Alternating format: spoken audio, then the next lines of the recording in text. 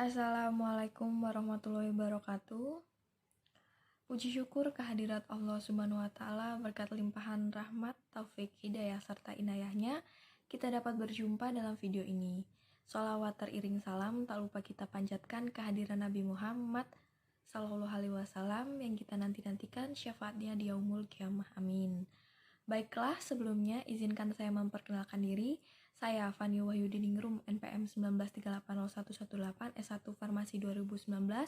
Di sini saya akan berdakwah singkat sebagaimana untuk memenuhi tugas praktikum PPAI semester 5 yang bertemakan lakukanlah kebaikan sekecil apapun.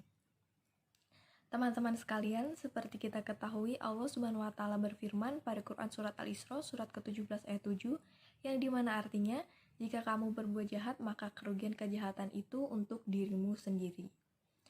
Hidup di dunia ini ibaratnya menanam, sedangkan hidup di akhirat adalah masa kita untuk menuai. Jadi, ketika kita tidak maksimal menanam kebaikan, mana mungkin bisa menuai kebahagiaan di akhirat. Di dunia ini menyimpan sejuta misteri dan hal-hal yang terkadang menjadi sebuah timbal balik bagi apa yang kita perbuat selama kita hidup.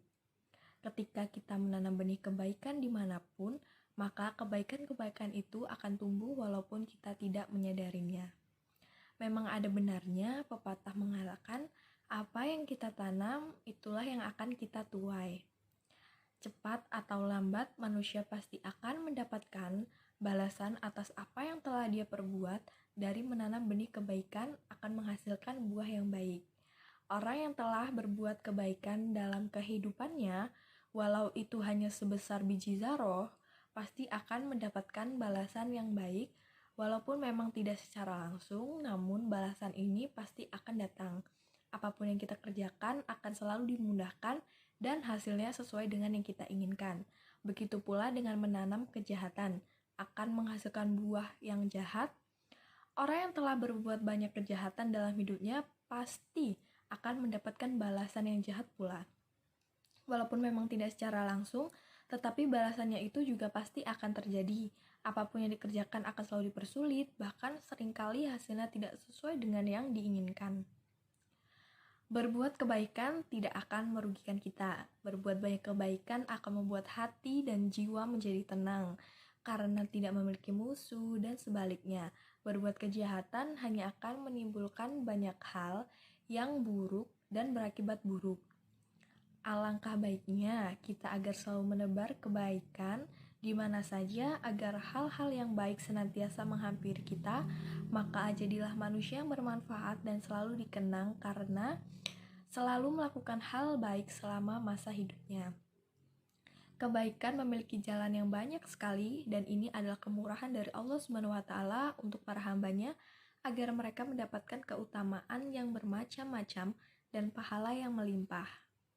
Jalan kebaikan yang pokok itu ada 3, yaitu amalan jasmani seperti sholat, amalan harta seperti zakat, dan amalan hubungan dengan jasmani dan amalan adalah berperang di jalan Allah.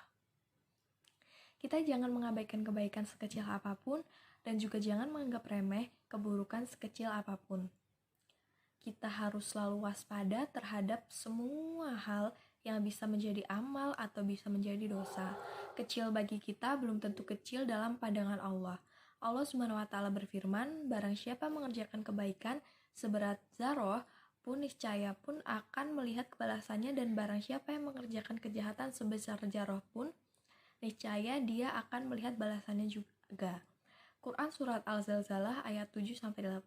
Rasulullah SAW pun mengingatkan kepada kita, janganlah engkau menganggap kecil atau besarnya maksiat, tapi pandanglah kepada siapa engkau bermaksiat. Kita pun jangan membanding-bandingkan sebuah amalan dengan amalan yang lainnya. Allah Subhanahu wa Ta'ala tidak melihat dari besar kecilnya sebuah amal. Allah Subhanahu wa Ta'ala hanya melihat nilai keikhlasan dan keistiqomahan kita dalam mengerjakannya.